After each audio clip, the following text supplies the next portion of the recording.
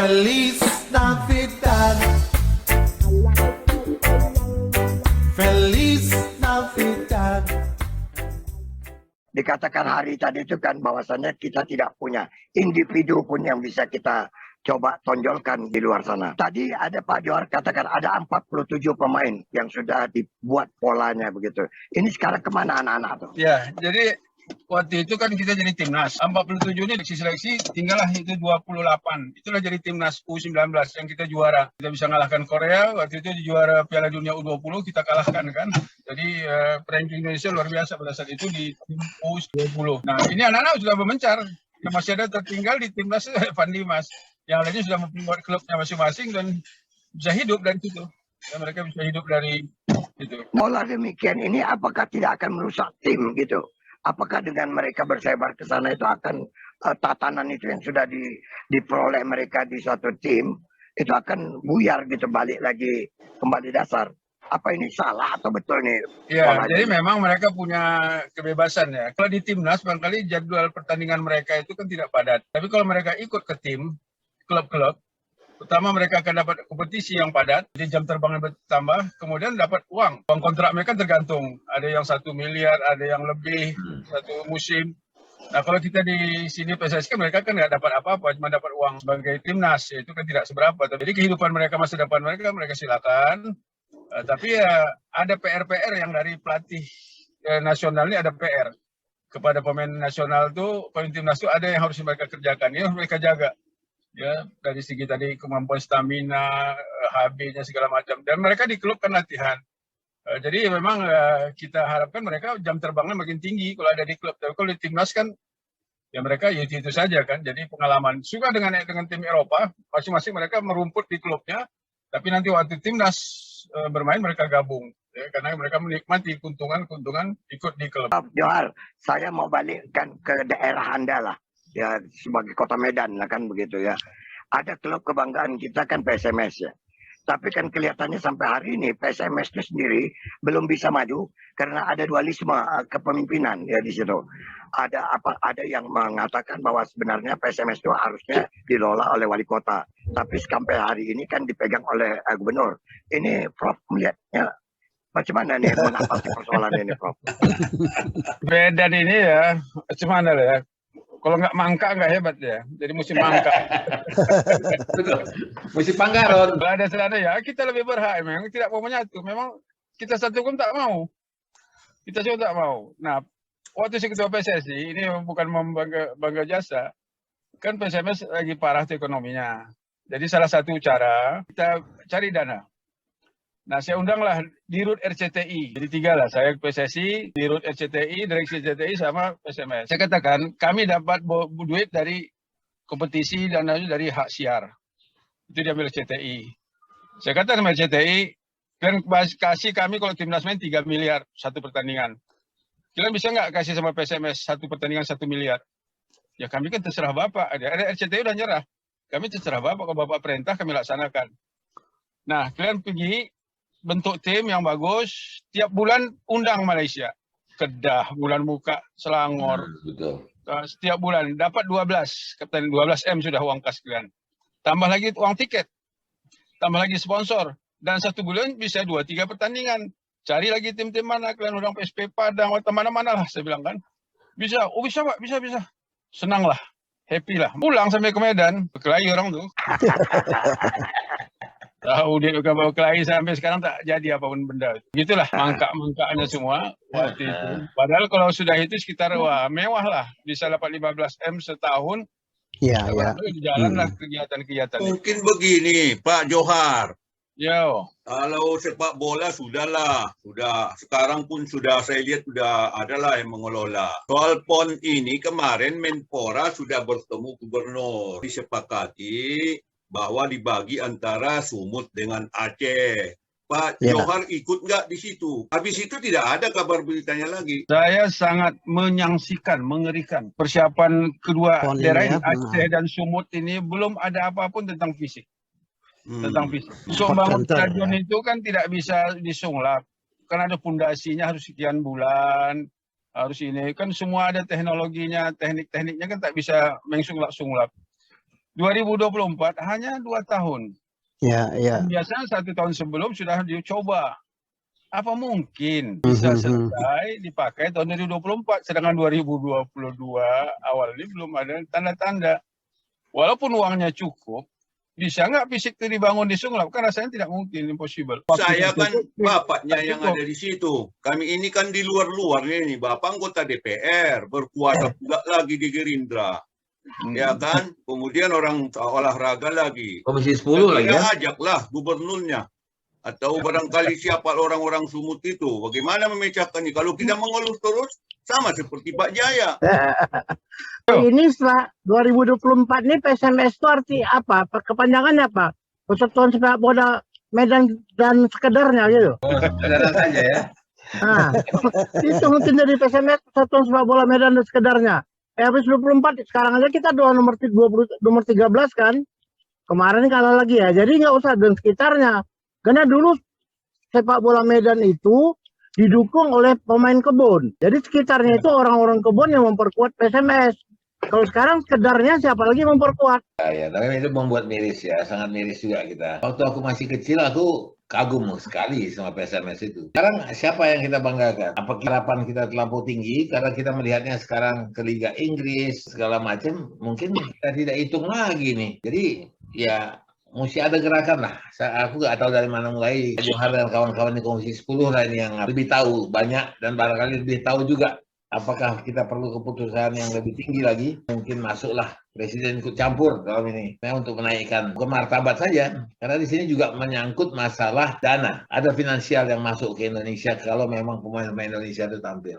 Itu yang kata Pak Johar tadi. Saya perluas persoalannya tadi, persoalan PON dengan yang terkait dengan kampung kita. Ya. Kalau hanya bola kaki PSSI sudahlah terlalu luas itu, apalagi kita cerita nostalgia. Kita fokus aja PON yang ke depan nih.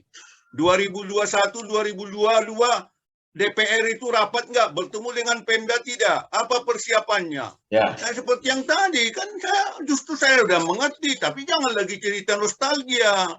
Jangan mengeluh, itu yang saya katakan. Betul. Kalau mengeluh kan sudah capek kita dengar Pak Jaya. Soal banjir, soal itu. Nah, sekarang konsepsinya ke depan tuh gimana? Tahun depan tuh bisa nggak dia menghimpun Komisi 10 dengan gubernur? Itu real kan? Untuk PON aja lah dulu PON. Nah, iya. Bersihar. Ya. Pertanyaan yang susah dijawab. Bagaimana pandangan Anda sebagai orang pers? Apalagi yang kau lihat ada ketimpangan di Sumatera Utara, di Medan, Bersiar. Itulah soal Kesawan City Walk. Yang pada mulanya kan menggebu-gebu seperti gemuruh ombak di tengah laut. Tapi kemudian sebelum sampai ke pantai udah pecah dia. Diganggu oleh pandemi COVID-19. Jadi saya kira gagasan Bobby tentang Kesawan City Walk ya yang akan menjadikan dapur Asia sangat bagus, tetapi barangkali momentumnya tidak pada waktu yang tepat. Mestinya barangkali setelah usai pandemi. Jadi sebelum pandemi berakhir disiapkanlah konsep-konsep yang matang. Sehingga ketika tiba momentum yang elok, yang bagus, yang kondusif, maka konsep itu kemudian menjadi realitas. Kalau tanpa konsep yang matang, tanpa persiapan tim, tanpa evaluasi, tanpa monitoring, itu namanya jadi kitchen of Asia, bukan kitchen of Asia. Karena untuk masak pun sekarang udah sign udah hebat kali. Chef yang muncul-muncul itu kan bukan tanggung. Dan jadi tadi Bersiar bukan hanya masalah pola ya, hanya masalah pandemi. Ini masalah kesiapan. Ketika Kesawan City Walk itu yang katanya dibikin tanpa konsep yang jelas. Bagaimana memindahkan soto Medan yang di Jalan Sungai Deli ke situ? Bagaimana memindahkan sop Sipiro ke situ? Nggak mau, orang akan pergi ke berbagai tempat. Jadi dia disatukan di satu tempat, justru nggak jalan mungkin. Benar. Kalau konsepnya nggak salah juga. Jadi tidak seperti Malioboro ya. Tidak juga seperti apa yang dibayangkan oleh Hari ya.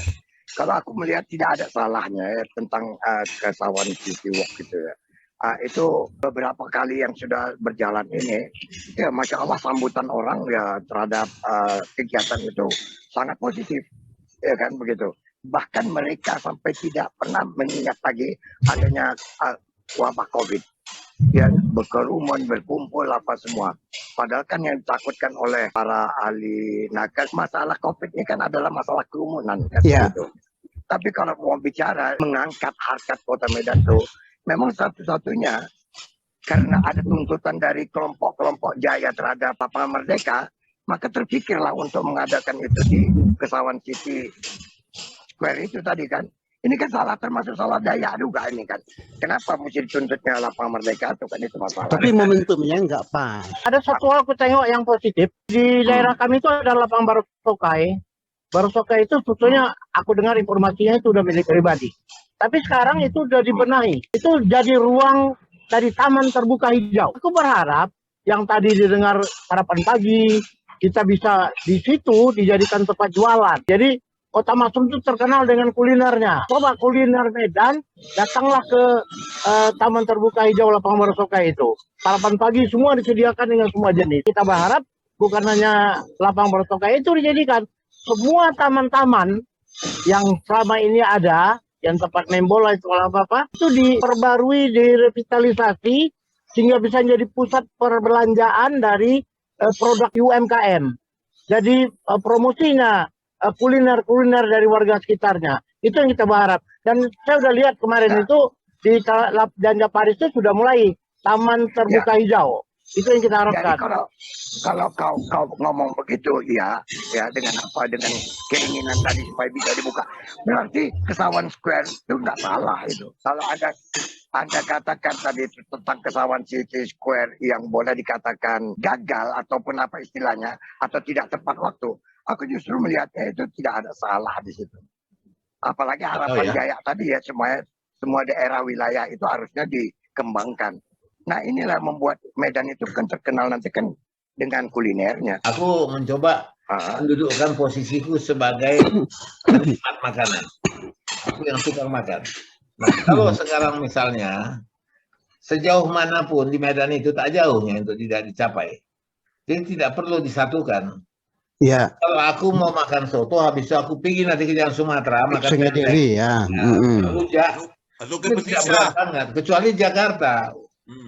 Jakarta Pusat dan 4 daerah lainnya. Jauh ya. Jauh-jauh. Itu ada cabang. Kau harus mesti ingat karakter orang kita di Medan nih, lifestyle-nya kan beda. Betul. Mereka ini paling ingin kalau itu bisa dilihat oleh rame-rame orang. Ya, bahwa dia duduk di kafe itu ada suatu brightness, ada kebanggaan. Jadi tak bisa kita salahkan kalau dia pergi tempat kafe yang tersembunyi. Itu tak dilihat orang. Dan itu tidak bisa dibanggakan. Maka cara-cara satu-satunya untuk bisa itu dijadikan apa? Mereka gunakan medsos. Aku makan di sini, aku makan di sini kan.